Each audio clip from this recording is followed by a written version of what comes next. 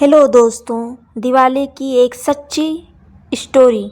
छोटे से गांव में एक लड़का रहता था, आरव। वह बहुत होशियार और मददगार था, पर उसके घर की हालत बहुत ही खराब थी।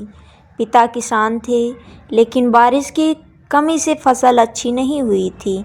दिवाली आने वाली थी और पूरे गांव में चारों ओर रोशनी, मिठाइयाँ और खुशियों की तैयारी चल रही थी। मगर आरव के घर में ना तो तेल के दिए थे, ना मिठाई बनाने के पैसे। आरव की माँ ने दुखी होकर कहा, बेटा, एक बार शायद हम दिवाली नहीं मना पाएंगे। आरव ने मुस्कुराते हुए कहा, माँ, जब भगवान ने हमें हाथ और दिल दिया है तो हम अपनी दिवाली खुद मनाएंगे।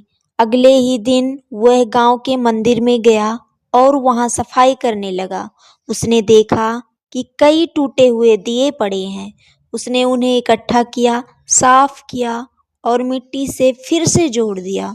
फिर गांव के तालाब से थोड़ा तेल और कपास के धागे लाया ताकि दिए में बाती डाल सके। शाम तक उसने 100 से भी ज्यादा दिए तैयार कर लिए। जब पुजारी जी आए तो उसने पूछा, बेटा, तुमने ये सब क्यों किया? आरव बोला, मुझे लगा अगर मैं दूसरों के लिए मंदिर में रोशनी कर दूं तो शायद मेरे घर में। पुजारी जी उसकी बात सुनकर भावुक हो गए। उन्होंने आरव को मिठाइयाँ और कुछ पैसे दिए। कहा, बेटा, सच्ची दिवाली वही होती है जो दूसरों के जीवन में उजाला लाए। आरव खुशी खुशी घर लौटा। माँ ने जब मिठाइयाँ उन्होंने कहा, तू तो मेरे लिए लक्ष्मी का रूप है बेटा।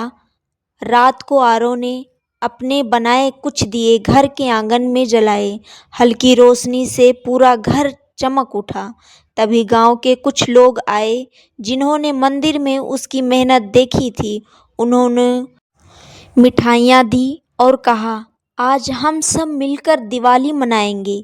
पूरा गांव उस रात एक साथ दीपक जलाकर आरव के घर के चारों ओर खड़ा था। हर किसी के चेहरे पर मुस्कान थी। आरव ने आसमान की ओर देखा और बोला, भगवान, सच्ची खुशी तो दूसरों को खुश देकर ही मिलती है। दिवाली केवल पटाखे जलाने या मिठाइयाँ खाने का त्योहार नहीं है।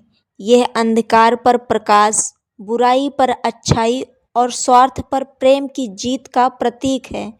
जब हम किसी और की जिंदगी में थोड़ी सी रोशनी लाते हैं, तभी सच्चे अर्थों में दिवाली होती है दोस्त।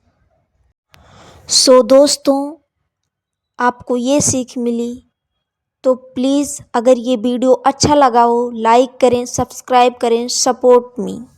Thank you.